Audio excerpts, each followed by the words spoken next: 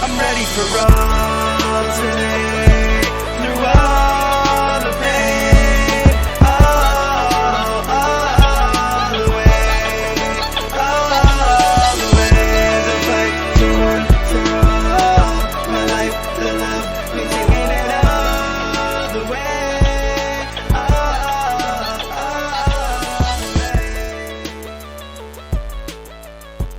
way. Last week, we had a moment of silence for Travis Kelce. This week, we'll do the same for our boy, Aaron Rodgers. It's devastating. I'm not going to lie. It's devastating. I have zero stake in the Jets. I'm not a fan of that team. I am a fan of quality football play and high-level, divisional, just football in general. I want to see the best of the best, and I want to see people's fantasy stock go up. And unfortunately, Garrett Wilson's stock, I think it took a turn for the worst. But of course, I am Nader, alongside the #1 Australian analyst. Sheahan, how you doing over there? I am very, very, very good. I am much better than Aaron Rodgers' Achilles. Yeah. The good news for him is that he can wake up and it's all a dream manifested inside his darkness retreat. Despite being a Patriots fan and, the inherent hate of the Jets, I also felt quite bad for them. I was excited to see Rodgers play. I was excited to see how that division played out. But, it's also kind of funny, right? It's a little They've funny. had this whole off-season of hype. A lot of hype. They brought in Aaron Rodgers. Everyone was up and about. They were on Hard Knocks. All of the Jets fans were drinking the Kool-Aid. They think this is it. 3 snaps in. The fact it was like 3 snaps into the game. Like if he'd played out the game and done his knee, or he'd had lingering issues throughout the season, that's not as funny, but yeah. Have you seen the video of his Achilles actually snapping? No, I can't watch stuff like that. Like human body, horrible. Yeah, human body stuff, dislocated and disfigurement, I can't watch. But I'm a huge nature documentary person, and I love watching African cats documentaries. And yeah, I could see a lion tear up a gazelle all day long. I could see a hyena rip the balls off of a bull all day long. But when it happens to a human, I can't watch it. Yeah, fair enough. Stick to your David Attenborough shows. Yes, it's very entertaining, very interesting. But God, the problem is the Jets just can't have anything nice. Usually the meme is, you can't have shit in Detroit, but for football wise, can't have anything nice for the Jets. It's sad. In a funny way. I'm prepared to say it was the worst 24 hours in New York in sort of early mid-September that's ever happened, between the Giants losing 40-0 and Rodgers pinging his Achilles. It's a tough day for the Big Apple. Did you see the footage of that bar in Wisconsin that were offering free drinks if the Jets lost? No. How did that work? Oh, so okay. Tell me. There was a news report there. So it was free drinks if the Jets lost, provided Aaron Rodgers started. So Rodgers goes down injured, and people are just like hoeing through drinks, having a big night out, like come down to the bar, let's get stuck in. And then, of course, the Jets won with the walk-off punt return in overtime. Yes. And the bill came due for all these people who probably drank more than they were going to. That bar made a killing that night. Oh, of course, they were. I think so. I'm sure they were getting ready for bankruptcy. But they made a killing. Hey, good for that bar to make a bet that I don't think any sane person would have done. Absolutely not. No, but hey, you know what? Sometimes you gotta spend money to make money in this case, or take a fat risk. That's exactly right. And yeah, well, good for that bar. I don't think they'll be doing it for the rest of the season, but good publicity for them. Yeah. Now, unfortunately, or fortunately, if you're me, Zach Wilson is now the quarterback 1 for the New York Jets. I assume they are going to look at veteran options. How funny would it be if Sam Darnold goes back to the Jets? That would be quite funny. That would be the real full circle funny of all of this. Who do you think? I think they are going to bring in a veteran. They say Zach Wilson's the starter for now, but if they somehow get to 2-2, or a reasonable competing result through the first month of the season, like they're going to have to bring in Matt Ryan? If Matt Ryan's willing to come, he did not look good on the Colts, and he didn't look good in the waning parts of his career in Atlanta either. I really don't think he's that much of an upgrade. If it really isn't. At this point, I feel like, okay, you know what? Zach Wilson is going to get his season worth of reps. It's either he knows what he's doing or he doesn't. And sometimes I feel like he knows what he's doing. A lot of times I feel like I really don't know what he's doing. I mean, the other way to look at it, I guess, is... I mean, it's so difficult because this defense is so good, they're going to keep them in games. So on one hand, you're saying, well, you can punt the season and get an early draft pick that you're now not going to have to send to the Packers. So that helps you reload. Maybe you get the future quarterback and you move on from Zach Wilson after Rodgers, and you get a quarterback who can sit and learn behind Rodgers. But, you know, on the other hand, are you out looking? You're kicking the tires on Matt Ryan, Joe Flacco, Colt McCoy, any of these guys. Carson Wentz is still out there. He probably... I mean, he's definitely an upgrade on Wilson. And for fantasy, he's an upgrade. I will say right now, I think I'd rather have Colin Kaepernick than all those quarterbacks. That's how much I like Colin Kaepernick, how much I dislike every quarterback else that's been mentioned. These guys are all fizzled out already. Yeah, I agree. Kaepernick would at least be the most interesting option.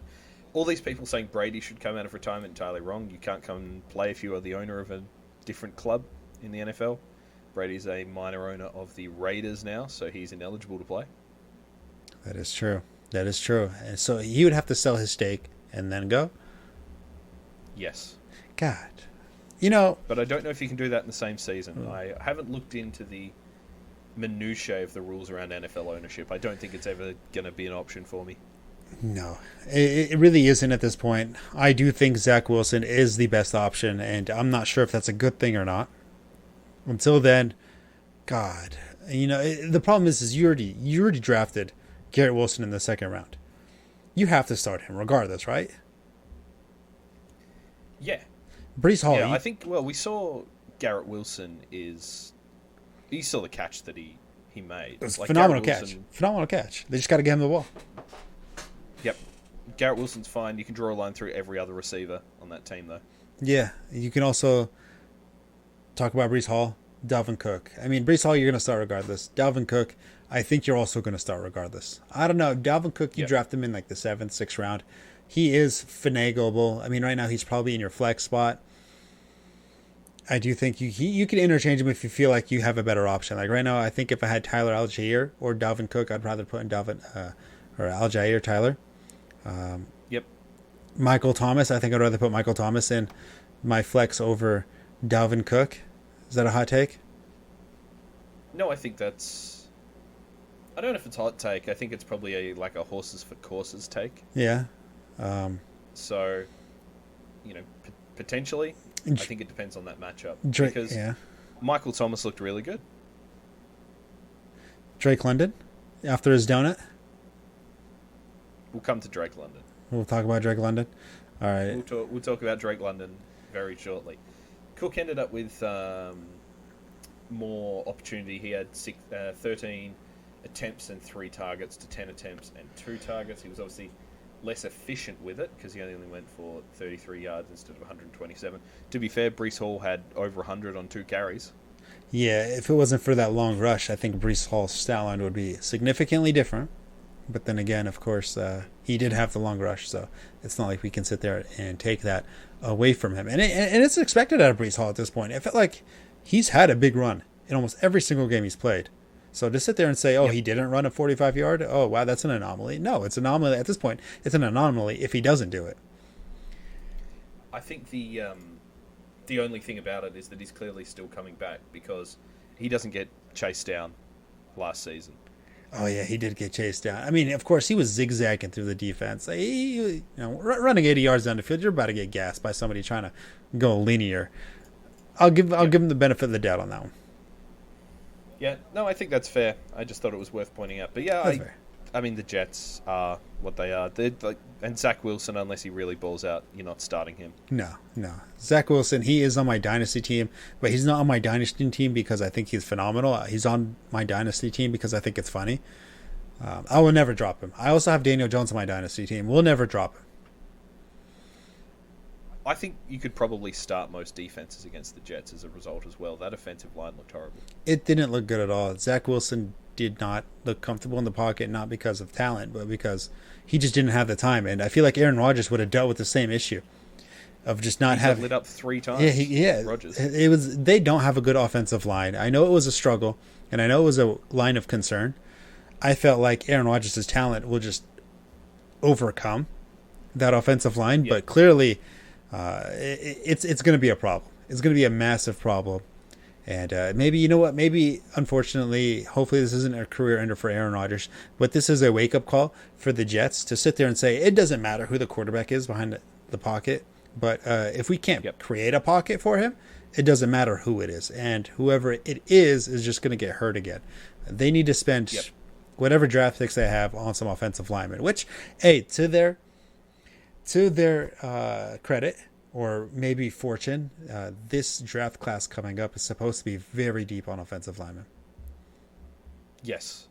Yeah, I mean, every team in the league seemingly needs to rebuild their offensive line, but the Jets look diabolical. I'll throw another name at you. Last name we'll talk about, Snoop Huntley. Maybe he's the guy. He was a Pro Bowler last year. Oh, yeah, that Pro Bowl Huntley guy, third backup string quarterback for the Ravens that... Yeah, sure. I think they were trying to get rid of him. I would too. Yeah, I think he would. I mean, he's going to suit that line that can't block. Just run for your life. Yeah. All right.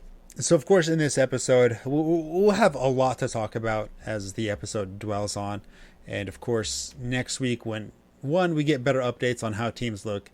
Two, some more analytics to go off of. I know there's a lot of numbers, big games, absolute donuts, looking at you, Drake London. But, of course, right now, I'm considering most of those anomalies until it happens again week 2. Either they drop back to the medium or they continue the streak they are currently on. But, of course, on this episode, we're going to be talking about some Sorry, man, I can't believe I forgot that. Oh, justifiable overreactions. The name all of a sudden went over my head for a moment. Justifiable overreactions, and then of course we're gonna do our legendary not top 10. So Sheahan, the floor is yours.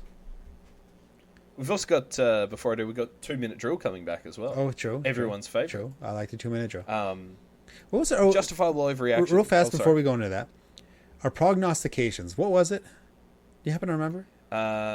Yes, mine was that Russell Wilson would throw 4 touchdowns, which did not happen. He was too short of it. Yours was there would be more touchdowns than punts, which was not the case. No, it definitely was not the case. No. Actually, I wish there was a statistic for that. I'm sure we can find it. I was tracking it though. You were tracking it? I was tracking it. Okay, I'm proud of you. All right, we'll go for it. First one, the Bills will miss the playoffs. Yikes. The way they played, I wouldn't be surprised, but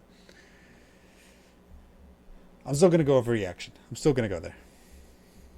I think that's probably fair with the Jets. I mean, with no Rodgers, they should have won. I think there's still a live chance. Yeah. They should have won yesterday. Josh Allen threw that game, specifically in the hands of that safety Whitehead. 3 times. As a matter of fact. Good day out for him. You know, one of them, it was a 3rd and long, and it was a long punt. Okay, I get it. That's fine. I can hand it to him. But he did not play well. He did not. Drake London and Kyle Pitts are droppable. I would say Pitts is droppable if there were better options on the market. There's no options. You know what? I'm sorry. I'm segueing into a rant. I think every single league, and it should be a standard now on Yahoo, ESPN, Sleeper, any type of fantasy football network, they got to eliminate the tight end position. That's it. Just get rid of it. Put in a second flex. It's not necessary. People say, oh, no, you need to have a tight end. You have to have one in almost every lineup. No, you don't. Kickers and defenses are more important than the tight ends. Just eliminate the position overall. Yes, you're going to have a stud here and there. You're going to have Kelsey and you're going to have Andrews. You don't even have Kittle anymore. Kittle's not a stud anymore. That's it. He's not a fantasy football must-start type of player anymore. And Kelsey and Andrews, you'd put them in your second flex. Like, they're good enough to put in your second flex. There isn't too many players that you would put over them that you didn't draft in the first or second, maybe even the third round, depending on how far they'd fall. But realistically, there's just no point of having a tight end anymore. I think it's really stupid. I think going forward, any league that I'm in that has a tight end is a no-go for me. I think it's really stupid now. I think that's an unjustifiable overreaction. I think it's an important position. No. In football. No. And I think variance makes the game interesting. No, it doesn't. Like, it really, no, like, you don't need it. A kicker and a defense. I would rather have a kicker in my fantasy lineup than or a defense in my fantasy lineup than a tight end. And I specifically despise defenses. I'm okay with kickers. I'm less kickers. excited about defenses. Yeah. But yeah, I think variation and variables make fantasy football fun. And I think tight ends do that. I think kickers do that because that variance makes it more interesting. That if you are just drafting a team based on the first 8 rounds, it's not that interesting. Like, you make your money knowing about the players who are later in the draft, working the waiver wire, all of those things, getting your start sets. I think it's an element of the game, and if we want to simplify the game for people, just stick to best ball. No. Then you don't have to worry about it. I see your point. I'm going to strongly disagree.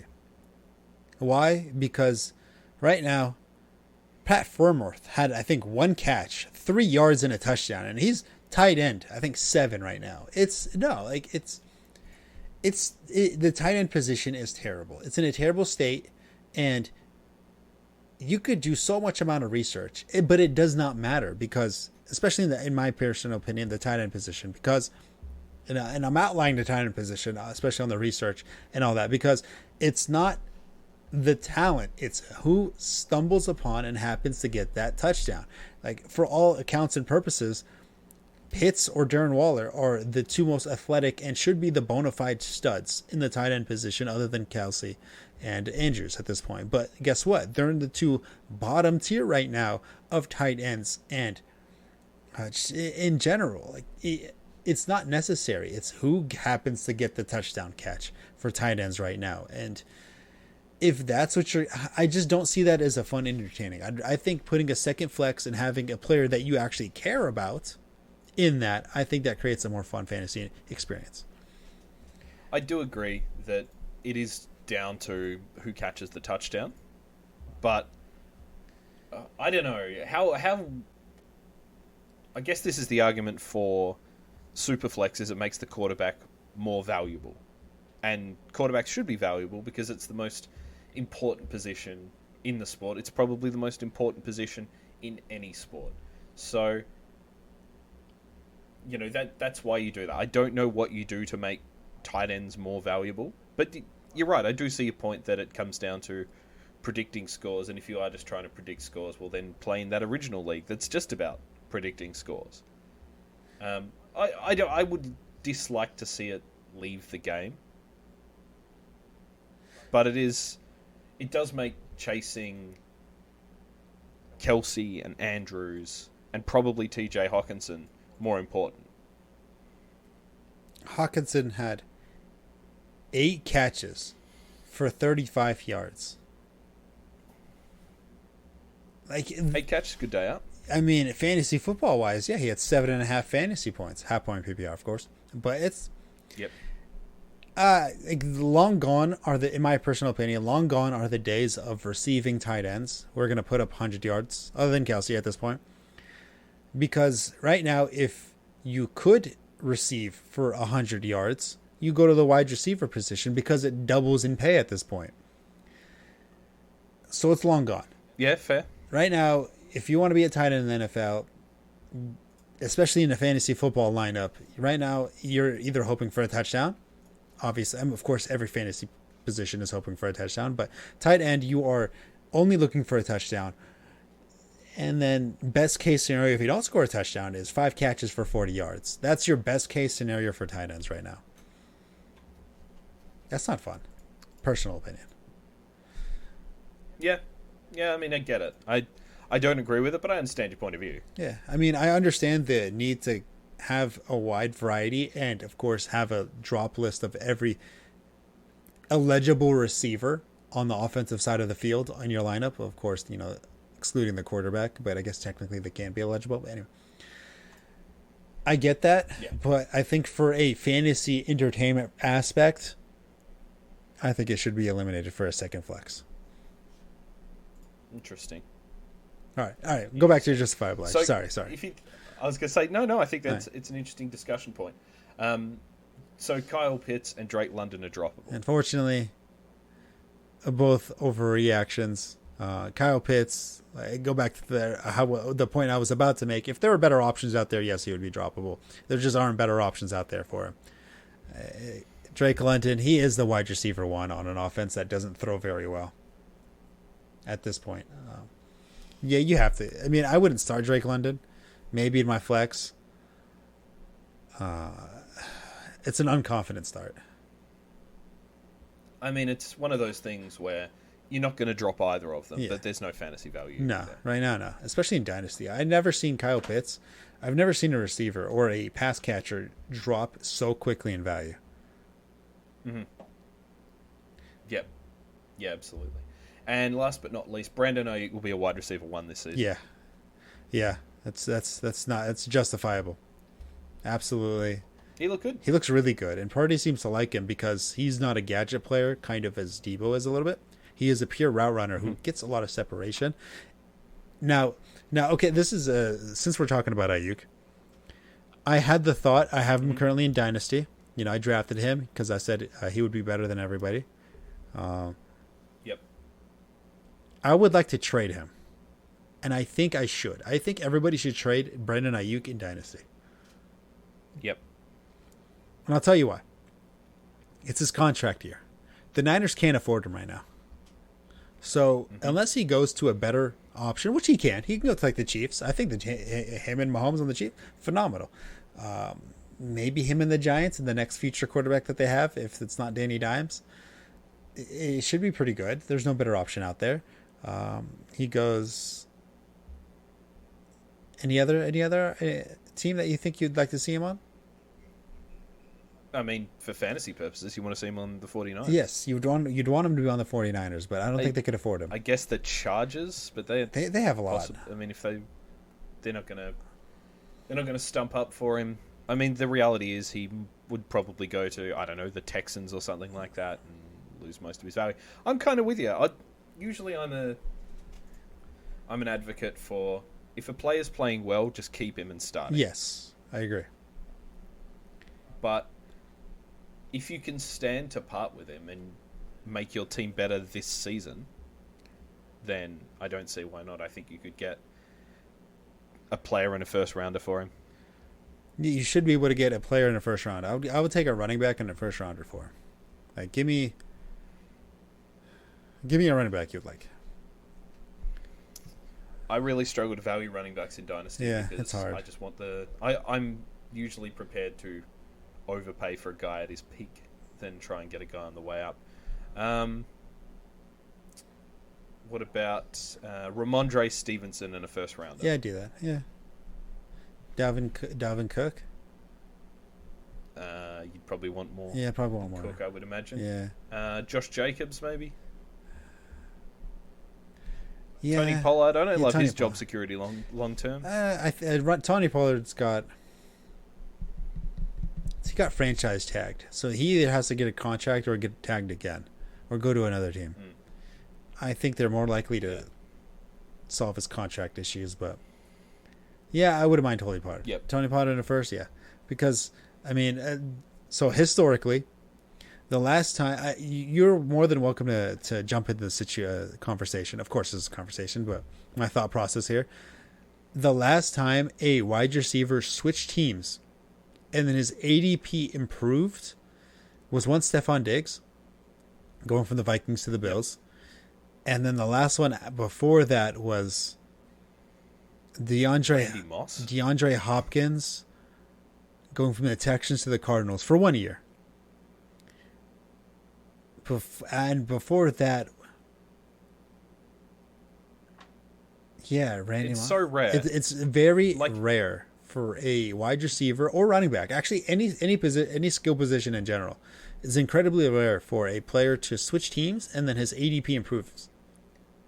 I would say yes. Well, I mean, that's true. I would say it's even rarer for a wide receiver 2 in terms of, strategy wide receiver 2, not fantasy wide receiver 2. Go to a new team and then become a wide receiver 1 and ball out. And I know it's probably unfair. It's probably at 1A, 1B with Ayuk and Debo. So it's not a true number 2. But I think we're going to see that with T. Higgins as well. Whenever a wide receiver ends up becoming whenever a number 2 or a 1B receiver becomes the number 1, bona fide number 1, they always end up busting. I mean, Juju is probably the closest one I can come up with my mind, but I mean, I'm sure there's ample amount of examples that I could think of that are available out there that I just can't think of on the top of my head. And I think Ayuk is going to be one of those type of players where if they go to another team, their value is going to diminish. So right now, I feel like Ayuk should be on the trade block. I mean, I would try to abuse his fantasy value right now as much as I can while Purdy's kind of slinging him the ball, but he's definitely on the I would rather you not be on my team list right now. Yep. Yeah, agreed. Alrighty. Okay. We've ranted a handful of times. We have indeed, but it's been good. Right, we're back with Not the Top 10. Do you want to tell the people how this works and then run through the top 10? Alrighty, so of course we have the list of the top players, the top 10 players, of course, ranked by the peers out there in our Fantasy Pros market. And we're going to sit there and say, okay, this person, he doesn't belong in the top 10. He's not going to have a top 10 performance by the end of the week. And then we try to plug and play a running back or a receiver that is going to be in the top 10. For example, right now, Kenneth Walker is in the 10th position. I don't think he's going to finish in the top 10. I would take him out and put somebody else in his place. But of course, Sheahan, right now, yes, we're going to start off with the RBs. Is that okay with you, or do you want to hop on the wide receivers first? No, let's start with running backs. Alrighty, so right now in the top 10 for running backs, that is estimated after the week, not necessarily rankings-wise. We're going to have the top 10 performances. I should make sure that's clear. Christian McCaffrey, yep. Nick Chubb. This is half-point PPR Half point PPR as well. Okay. Christian McCaffrey, Nick Chubb, Saquon Barkley, Derrick Henry, Bijan Robinson at number 5, Tony Pollard at 6, Austin Eckler dropping all the way to 7th, Travis Etienne at 8, Josh Jacobs at 9, Kenneth Walker at 10. I think the one that stands out the most is Eckler at 7. Of course, he's a little bit rattled right now, I believe. Yes. Yeah, potentially dealing with an ankle thing. I hate ankle things. Yeah, me too. All right, so who do you believe is not in the top 10? Before we get to that, Okay. how good was Bijan Robinson's touchdown? It was pretty cool. Not gonna lie, it was pretty cool. He is as good as advertised. It was pretty cool. It's really good to see him used in multiple areas. Of course, they said in the reports, he's going to be moved all around the field. And I feel like almost every running back gets said that when they get drafted. We're going to move him all around the field. He's going to be used, in every position. This guy's playing with the receivers. Yeah, this guy, he's running routes out there. Wow. And, they actually did. So that's kind of cool. And it's also cool to see Tyler Algier also still getting his touches, keeping Bijan rested. Usually when they have a rookie running back and he's doing good, everyone just thinks, just give him the ball, And he touches the ball around like 30 times a game, and then he fizzles out, a.k.a. Saquon Barkley. But, give him 20 touches a game. 20 touches a game, he's going to get 80 yards at least and a touchdown. And he's going to have a phenomenal stat line, and he's going to stay healthy throughout the whole year. That's what we want. Yep, that is exactly what we want. I think this top 10 is pretty close to right. It's solid. As far as I'm concerned. It's pretty solid. I would like to take one. Hypothetically, Austin Eckler's not playing. Okie dokie. So we usually put an asterisk with a player's injured. Yes. Because it's like, well, if he plays... They use Josh Kelly a lot, which I was surprised about. Because Eckler hurt his ankle. So I feel like, I feel like because Eckler was hurt, he went in the game a little bit more. Yes. He's pretty tough, though, He is tough. Austin Eckler. I am going to take out Kenneth Walker Okay. at 10. And for the sake of the exercise, let's take out Austin Eckler. Yes. So we need to find two replacements. Yes. Now, obviously, starting... I think if Eckler plays, you start him. Yes, absolutely. And you just take the good with the bad there. Into that top 10, with no Deontay Johnson, I'm saying Najee Harris jumps up from 21-2 into that top 10 against Cleveland. No Deontay Johnson. You're putting who? Sorry. Najee Harris. Najee Harris. Okay. His fantasy value is almost entirely tied to his ability to catch the ball. The Steelers looked horrible on Sunday against the Niners, but I think as much of that is a function of how good the Niners looked and as little about how bad the Steelers and Kenny Pickett looked. Now, Najee Harris had 31 yards on 6 attempts. They weren't really in a position to run the ball there. He had 2 targets and 2 catches. He did shit the bed for me. Jalen Warren got 8 touches compared to Harris's 8 as well. Interestingly, in that game, Allen Robinson was the most targeted receiver. Yeah, that was pretty interesting to me. I mean, a lot of it was garbage time points and fantasy value points, so it's hard to say. The problem is I'm worried they might be doing that again this week. They're going against Cleveland, and I know Cleveland's offense isn't exactly as well-oiled machine that we thought it might be, but they had a really good defense that absolutely embarrassed the Bengals. I'm afraid it might happen That again. defense is good enough to get Kenny Pickett to check down. Yes. So I do like Najee Harris. I'm not personally willing to put him in the top 10. You're putting him for Austin Eckler at 7, or are you going to put him for Kenneth Walker at 8? At this stage, I'm going to put him in the top 10. Okay, you're putting him in the top 10. I'm putting him in the top 10. All right. The other name I'm going to put in the top 10. I've got two for you. Okay. That'd make 11, but keep going. One of them. Well, we can discuss. Okay. All right. Fair. We can discuss. Okay. One of them is Breece Hall. Okay. Offense going to run through him and Dalvin Cook. We know what he can do. They're up against Dallas. Gonna be tough. Yep. I think Dallas... Well, here's an early prognostication. Dallas beat both New York teams to 0 this year. Yikes. That's actually, it's doable. Yeah, absolutely. And the other one, and I was really impressed with the amount of usage he got in the game, in what looked like was going to be a split backfield, not in his favour. Kenneth Gainwell. Yeah, that's got a lot of the ball interesting. against New England. He got a majority of the ball against New England, and I'm not saying I'm surprised. Actually, I am surprised. Not gonna lie, I'm surprised. They paid Swift money, so the fact that he got 2 touches, it's kind of sad. And Gainwell had 14 rushing attempts, 4 targets for a grand total of 18. Boston Scott and DeAndre Swift between them combined for 5. Granted, it was the Patriots' defense, and the Patriots, they're known to do stuff like this, to absolutely stifle offenses, which they really did. They did a good job doing it.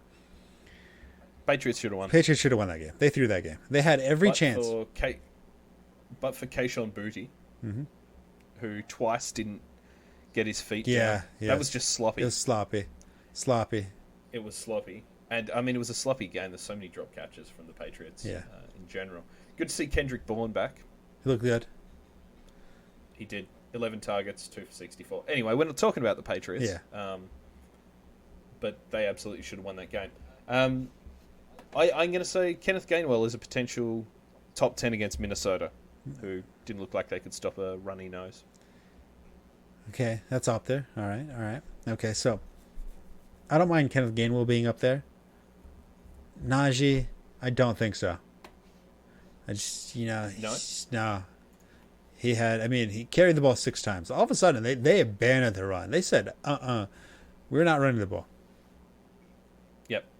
Which is interesting. Well, they had to. They were down big early. They were, but at some point, you have to establish. I know. It was. I feel like they could have done a better job establishing the run, kind of at least getting some momentum going for, if not this game, at least the next one going, because I feel like they got nothing going for themselves. Chain up some drives. Yep. Chain up some drives. They might eat the clock a little bit, but put some points on the board. It could have been 30-17, and I feel like it would have been a bad loss to something to look forward to. But all right. Mm-hmm. So I'm taking out, of course, Austin Eckler, and I'll take out Kenneth Walker as well. Yep. I wish I could put Aaron Jones in, but I don't think he's going to play. How funny was him pinging his hammy running into the end zone? Yeah. The problem is I had a lot of shares of Aaron Jones because I was a big believer of him. So it hurt. Yep, It hurt. It hurt a little bit. But man, was it good. He's good. He's good at football. I didn't know that. I would like to put Aaron Jones in the top 10. Unfortunately, I don't think he's going to play. He has such a good matchup with Atlanta. So that means I'm putting in A.J. Dillon. A.J. Dillon, come on down to the A.J. Dillon, come on down to the top 10. I'm putting you in there for Austin Eckler's spot. Kenneth Walker. Yep, I don't mind that. Kenneth Walker. Unfortunately, you're going against Detroit, so you have a very good shot of having a phenomenal game. But I'm going to take you down a notch. Speaking of Detroit, yep.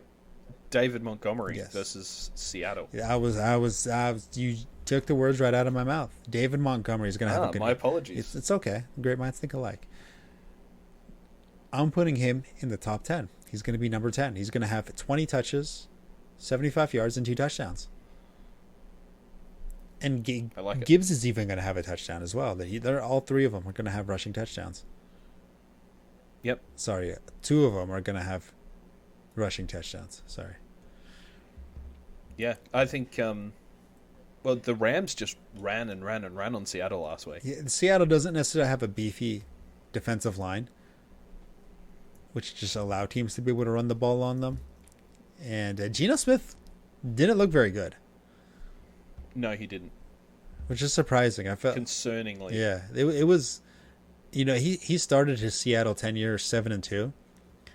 I think he's 2-7 since, or I think 4-7. Sorry. Yep. And it's starting to show. Maybe the little flash in the pan is starting to sizzle out. I hope not, actually. Mostly because I hope not. Yeah, mostly they've got a lot of fantasy viable players there. Yes, there's a lot of fantasy in that nucleus of offense. So having a faulty quarterback and just kind of bringing everybody down, that's never fun. AKA Aaron Rodgers. Right, so who have we got in the top 10? Alrighty, so we got Christian McCaffrey on my personal list. Christian McCaffrey, Nick Chubb, Saquon, Derrick Henry. I'm almost ready to take Derrick Henry out of the list. I would drop him to 9 or something like that, but I guess at that point it doesn't really matter. Anyway, Derrick Henry, Bijan Robinson, Tony Pollard. My personal list, I'm putting in God, how could I forget the name that fast? David Montgomery.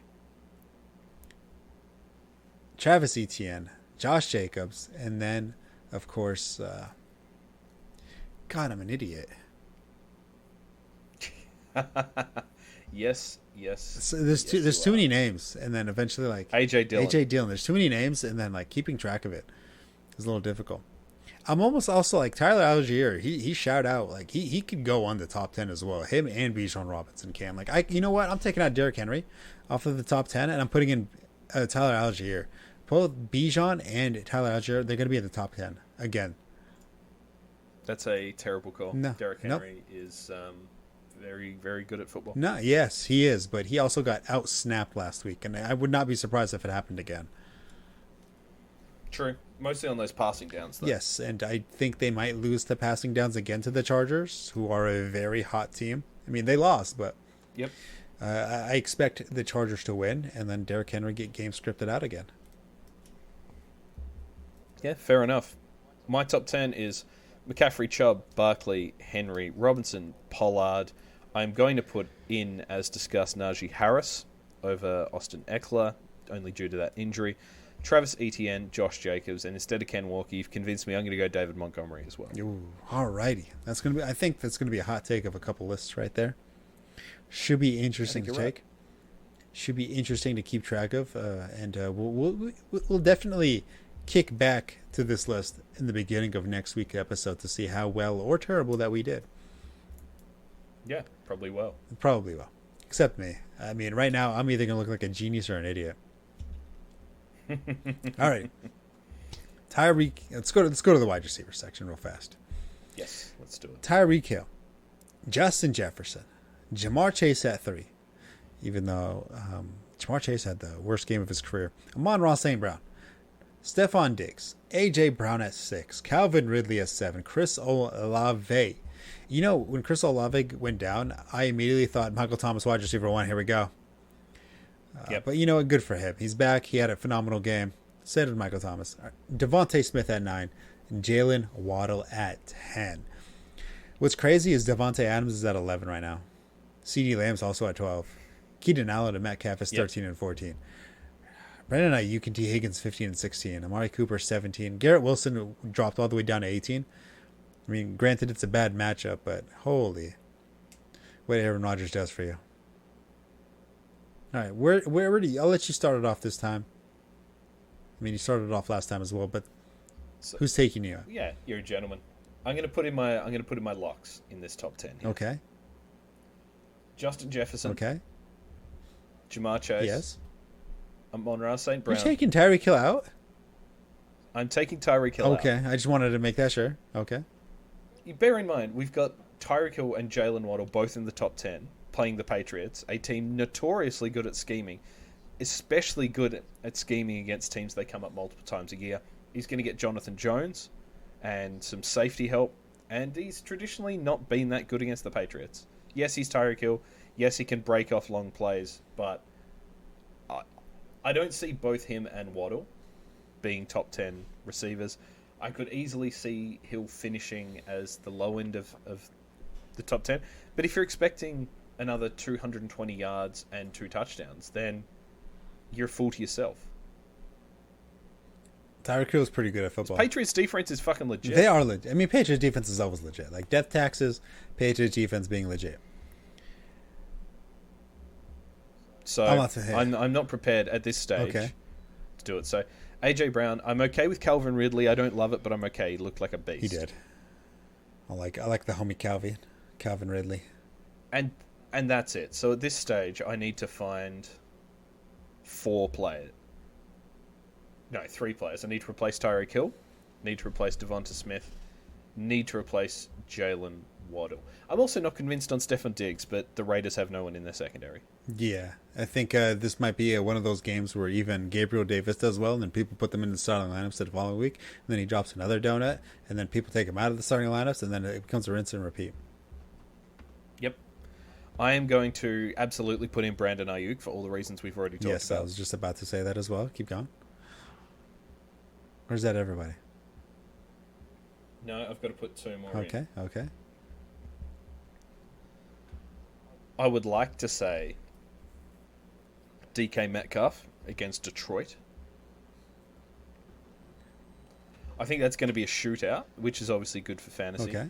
I would like to say it because I have quite a lot of DK Metcalf. Yikes. And I have quite a lot of Geno Smith. Yikes. And I got them stacked together. Yikes. So it's a good stack. Detroit also, their defense was pretty good last week, but their strength is in their front, not their secondary. I love Mike Williams. Yeah, that's embarrassing. I'm not putting him in the top 10. I was going to make a joke earlier, but you know what? I think you did it for me. I'm inclined to put Michael Pittman, who had a long touchdown. Anthony Richardson, I was impressed with. I think he's got all the warts and all that we expected, but I think he also played better than expected. He played better than expected. He took a lot of hits. A lot of hits that he should not be taking. He has a very solid matchup going against the Houston Texans. Yep. I mean, he had 260 total yards, passing touchdown, rushing touchdown. You know what I liked is they treated him like Jalen Hurts in the red zone. In the 5-yard line, instead of handing the ball off to a running back, they just said, hey, you know what? Just take it in yourself. Get yourself some fantasy points. And in a league where I forgot to take a quarterback, I put in Richardson in, and he actually did good. So I am now a fan of the boy. There you go. I am going to stick with Tyreek Hill, but I'm not putting him as the out-and-out one. Yeah. I think he sneaks into the top 10. Yes. So for me, of that list, it's Jefferson, Chase, St. Brown, Diggs, Brown, Ridley, Ayuk, Olave, and Hill. Okay. And whoever I just said then would come up into it. Michael Pittman. All right. So I'm going to leave Tyreek Hill in the top 10. I don't think he's going to be the bona fide number one. You know the problem is Justin Jefferson's going against Philly, and Jamar Chase is going against Baltimore. So that means Amon-Ra St. Brown against Seattle. So that means he would probably be my number one. Or Stephon Diggs at Las Vegas. Either one of those. A.J. Brown's going against Minnesota as well. But, I'm putting Amon-Ra St. Brown at number one. Stephon Diggs at number two. And then Jefferson 3, Chase 4. And then let's go Tyreek Hill 5. A.J. Brown 5, Tyreek Hill 6. A.J. Brown's going to have a big week. Yeah, A.J. Brown 5, Tyreek Hill 6. Calvin Ridley 7. Chris Olave 8. Carolina, actually. Yeah. And then I'm going to take out Devontae Smith. I'm going to take out Jalen Waddle. I'm going to drop him out of the top 10. And then how could you take Devontae Adams out of the top 10? That's so... Yeah, we're putting Devontae Adams in the top 10. And I'll tell you who's not going in the top 10. Garbage dumpster fire of a Mike Williams. He's not going in the top 10. You know what? Let me read you his report right here. The 7th-year wide receiver was ultimately disappointed in terms of fantasy output. Look for better days ahead to come from Williams going forward. I just want you to know that is his report every week for the past 7 years. Yeah, you're not wrong. You're not wrong. Not wrong. Yeah, I know I'm not wrong. I know. I'm addicted to the game. I tell. I can tell. Some people like to be pain, and some people like Mike Williams a little bit too much. Some people like Rashad Bateman on the Ravens a little too much. Some people like I was trying to think of his name. I just didn't want to say it. I was holding off. He lined up in the backfield quite a few times for Carolina. Yeah, how'd that work out for him? Yeah, I mean, the Panthers are shit. Yeah, exactly. So. He's dog water. So some people hold on to him a little bit too much for no good reason whatsoever. And now there's Terrence Marshall. He's the next guy on the list of people should not be holding on to for the life of them. Now at this point, I look at Twitter, and then I look at, who are people hyping up now? And then I think, okay, well, I avoid this guy. Yep. So Elijah, it's often a smart strategy. It's God. All right, so Mike Williams not going in the top 10, but I'll tell you who is. The homie Brandon Ayuk. He go in the top 10 against the Rams. I mean, no Jalen Ramsey, no real secondary. Aaron Donald might be there, but he never has a good game against the Niners. Brandon Ayuk is going to eat. Even Deebo Samuel's going to eat. I could even justify putting Deebo Samuel in the top 10. But now I'm going to put the homie Brandon Ayuk because he's going to score 2 touchdowns once again and put himself in the top 10. So him and Devontae Adams sneaking on the list. I could sit there and tell you the rearranged top 10, but it doesn't really matter. They're in the top 10. I like it. I think that's a pretty good top 10. Yes. I think receivers, it's a little bit harder to predict top 10. I think with running back, you can kind of slide in and out easier due to matchups and how the team's expected to perform. But wide receivers a little bit more difficult. Yeah, I mean, there's a lot of names I think that, like CeeDee Lamb, CeeDee's nuts. Could potentially be in the top 10, but he's going to get Sauce Gardner this week, which could potentially limit his upside. So, I mean, you're still starting him. Yeah, oh yeah. But don't be surprised if he's mid. A little bit. Yeah, I would still expect at worst from CeeDee Lamb is like 5 catches for 60 yards. At that point, half point PPR, you're looking at 8 fantasy points, but it's not that bad. Yeah. All right. You want to start us off? You ready for the... I was going to say, you ready for the 2 minutes? Hit me with it. Let me get my timer up. For those of you who don't know, or those of us who are new for this season, the 2-minute drill, we each have 2 minutes to talk about everything we want to talk about in the week coming up. Games we're excited to watch, players we're excited to watch, players for you to avoid, players we're going to start. It's anything and everything for the course of 2 minutes. And I need to split that into a second window so I can see it, first of all. Correct. And then I will get rolling with the 2-minute Skill issue. Right, first and foremost, I am super duper uber excited to watch the Kansas City Chiefs at the Jacksonville Jaguars on Sunday. Chiefs got off to a rough start against the Lions, and the Jags looked really good in their win. I am excited to see how Calvin Ridley goes. I'm excited to see if Mahomes can bounce back. I'm excited to see if Kelsey can play.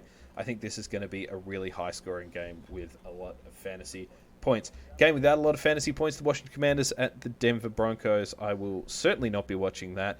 In fact, the glimpses I catch on Red Zone will be more than enough for me to see of those two teams who I think are going absolutely nowhere and probable graveyards for fantasy. I was interested to see Russell Wilson did play better, he did look better, and maybe we'll have Jerry Jeudy back this week as well.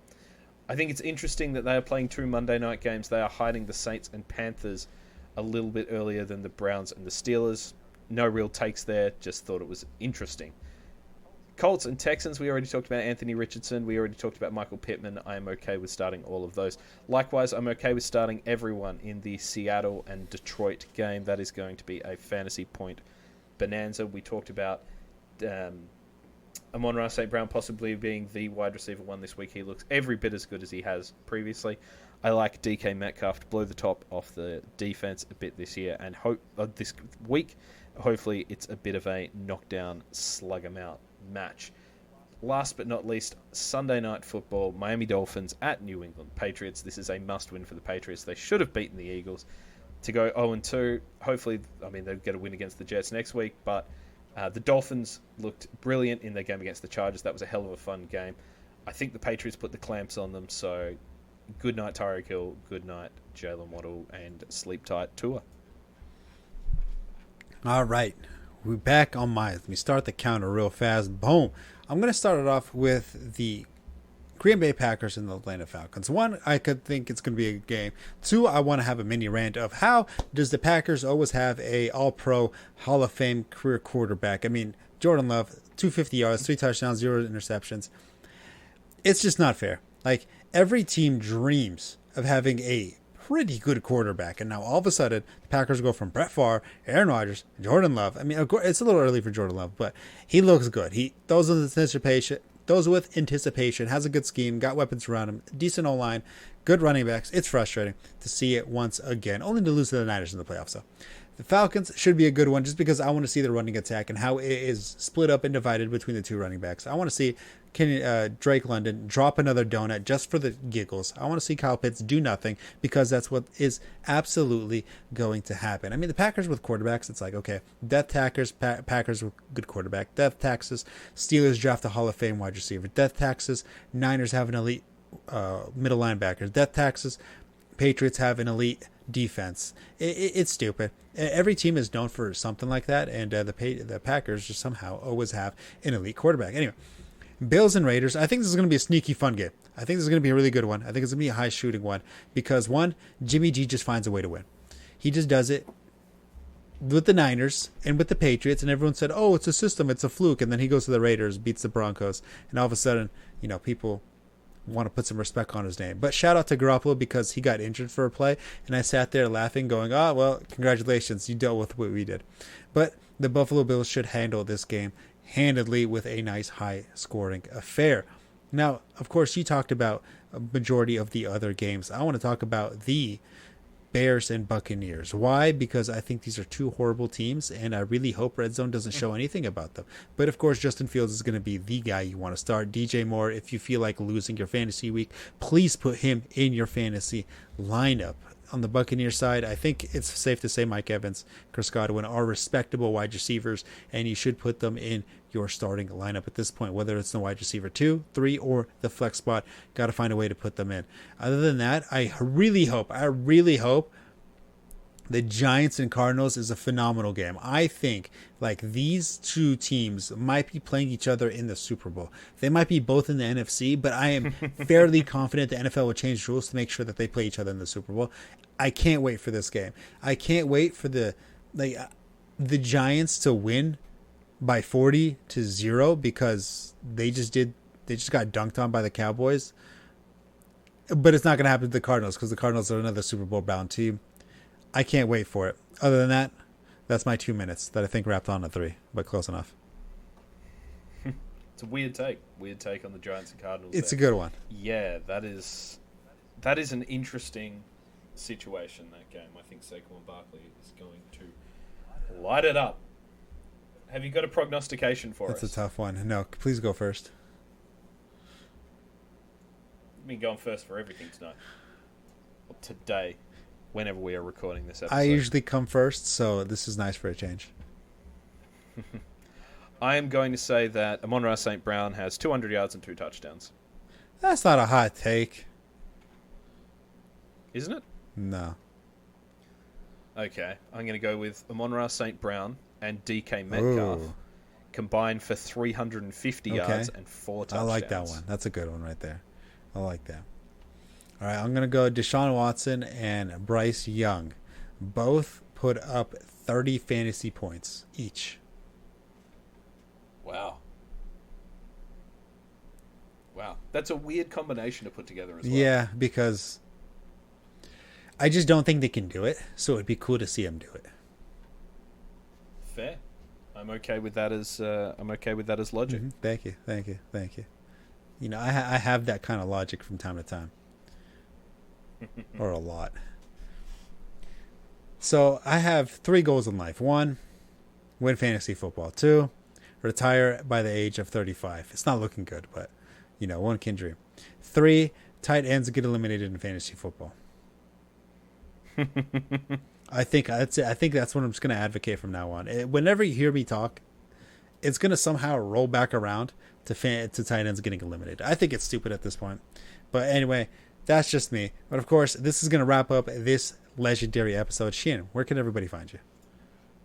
Find me on X, I'm at Sheahan Solo. You can find me on TikTok, I'm at Sheahan Solo. You can listen to me on the Screen Pass podcast. We dropped a new episode last week. That is a show where we talk about football movies and books and TV shows, and it's a lot of fun.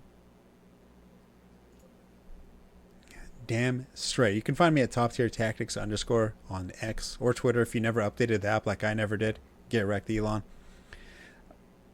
But hey, you know what? If you agree with the tight ends take, like, hey, you let me know. You don't disagree, or you do disagree, and you somehow have a counter argument that makes sense. I doubt it, but if you do, you can let me know, and we could debate, and I can tell you why you're wrong. But other than that, hey, good luck, everybody.